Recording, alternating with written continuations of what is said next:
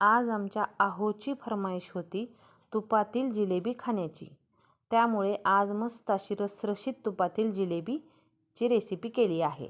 त्यासाठी सर्वप्रथम मी 1 वाटी मैदा घेतला, त्यामध्ये 1 चमचा तूप घातलं, चिमूटभर मीठ घातलं आणि मैद्याला छान असं हे सर्व चोळून घेतलं. त्यानंतर एक अर्धा चमचा दही घातलं आणि तेही चोळून घेतलं आणि त्यानंतर जसे पाणी लागेल तसे पाणी घालून हे बेटर तयार केलं. त्यामध्ये अर्धी इनोची पुडी घालून घेतली आणि चांगलं मस्त मिक्स करून हे झाकून ठेवलं. त्यानंतर आपण आता जिलेबीसाठी पाक तयार करून घेऊया.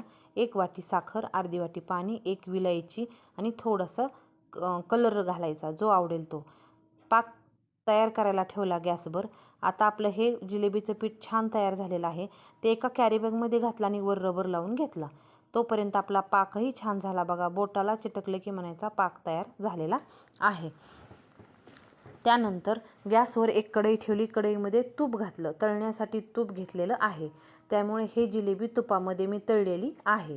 कॅरीबॅगला खालून छोटंसं होल पाडलं आणि त्याच्या छान अशा जिलेब्या तयार करून घेतल्या. जिलेब्या छान मस्त अशा कडक किंवा खुसखुशीत तळून घेतल्या आणि गरम जिलेबीच ह्या पाकामध्ये घालून घेतल्या. त्याच्यामुळे ह्या जिलेब्या खायला पण खूपच टेस्टी झाल्या आणि दिसायला पण बघा कलर पण एकदम छान अशा जिलेबीला आलेला आहे. मस्त अशी आपली कुरकुरीत तुपामधील अशी जिलेबी झटपट तयार झालेली आहे.